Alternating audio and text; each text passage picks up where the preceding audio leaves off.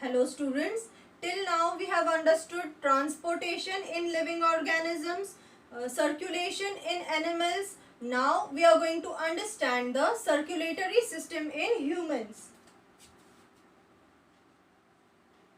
Circulatory system in humans, or we'll study about the human circulatory system. Now this human circulatory system, it is composed of two systems. First is the blood vascular system,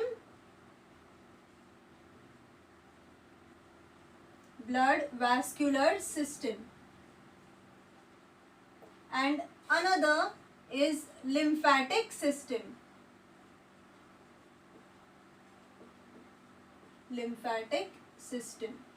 So this human respiratory system is composed of blood vascular system and lymphatic system.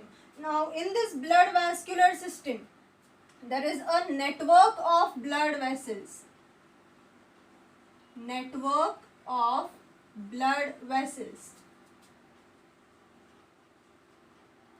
Blood vessels, these are the pipe or tube-like structures through which the blood is transported from one cell to another cell, from the heart to other organs or to all parts of the body. So it is the network of blood vessels which transport the blood from one organ to different, from heart to the all parts of the body. And this lymphatic system, it is the part of circulatory and immune system. It circulates a fluid called as lymph.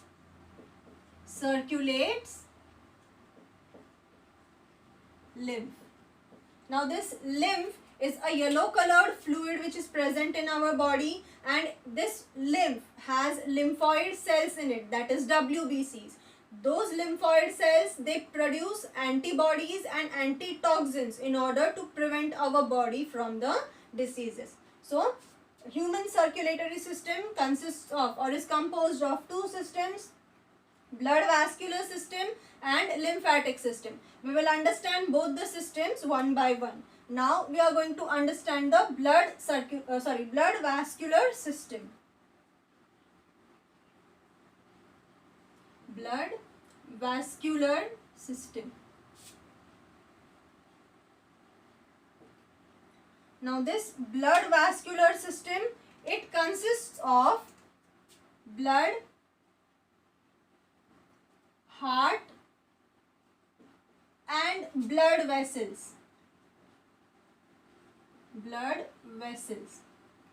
This blood vascular system consists of three things: blood, heart and blood vessels. Blood vessels, as I said, these are tube-like structures through which the blood is transported or through which the blood flows. And these blood vessels, these are divided into smaller and narrower tubes as it goes in other parts of the body further. From the heart to different parts of the body, further it goes, these vessels. So these are divided into finer, smaller and narrower tubes. Now this blood vascular system consists of blood, heart and blood vessels. This blood vascular system is responsible for the functions like, as I explained you in the previous part, the functions or the significance of circulation. That is transport, then homeostasis,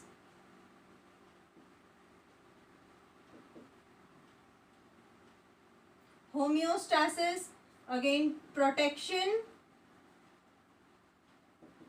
and regulation. So this blood vascular system is responsible for the functions like transport. As I said, it transports the nutrients, the respiratory gases. It transports nutrients, respiratory gases and hormones. Homeostasis means a favorable internal environment is provided by this vascular system to the cells and the organs which are present in the body, or it provides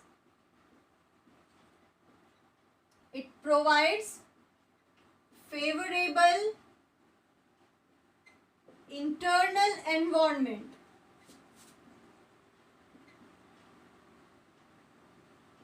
to the cells. Then protection, here as we talked about the lymph, WBCs are present. WBCs, they produce antibodies and antitoxins to prevent our body from diseases. And regulation, it regulates the body temperature.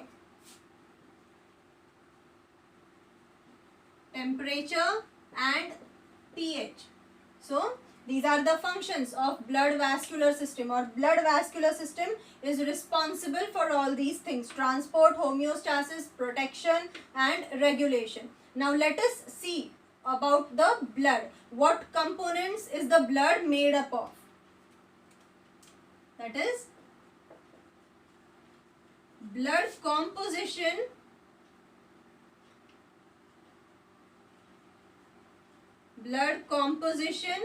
and coagulation. Composition means the components by which the blood is made up of, and coagulation means to clot.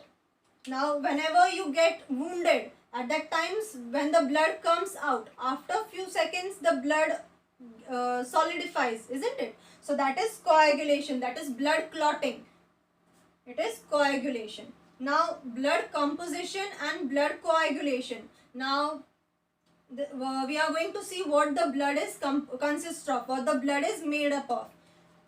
The study of the blood is called as hematology. Study of blood is called as hematology.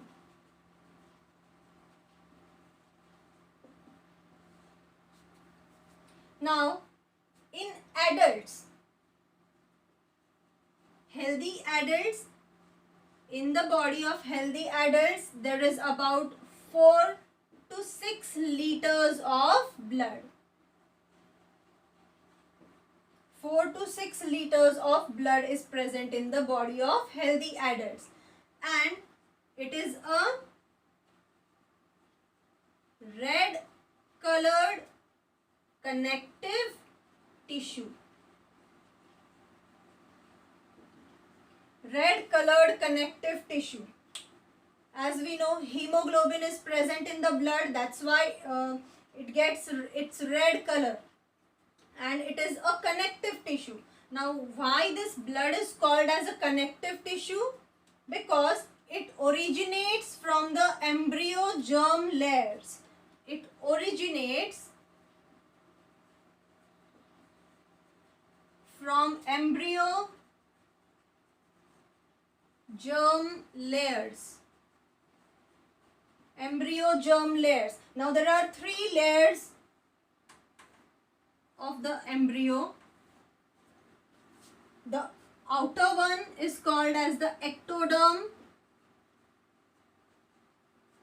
The lower one is called as the endoderm. And the middle one is called as the mesoderm. Now this connective tissue, the cells of this connective tissue are originated from this layer, mesoderm. So that's why it is called as connective tissue, because it originates from the embryo germ layers. Now this blood is alkaline, slightly alkaline liquid, and its pH is about 7.4. Its pH is about 7.4. It is salty and viscous fluid. It is salty and viscous fluid. Viscous means it is thick. It is thick means it does not flow easily. That is viscous. It is salty and viscous fluid. And then there are two main components.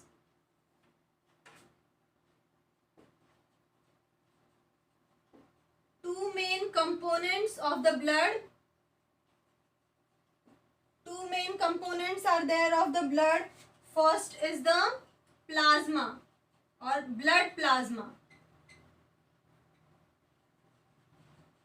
Blood plasma, it is about 55%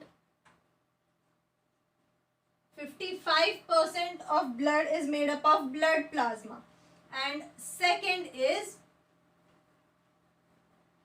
55% of blood is made up of blood plasma, and the second is the blood cells. 44% it is blood cells. 55% is blood plasma and 44% is blood cells. And these can be separated, these two can be separated by centrifugation method. Can be separated by centrifugation. Can be separated by centrifugation. Now in centrifugation method, what happens?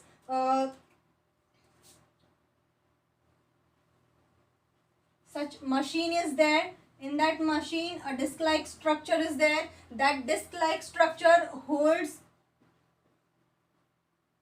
vessels in it or tube-like structures in it, and in those tubes, the blood is put in all those tube-like structures.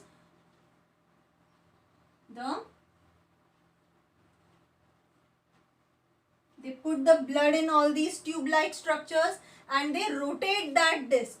It rotates so fast that these materials, they get separated. Now how they get separated? As we know,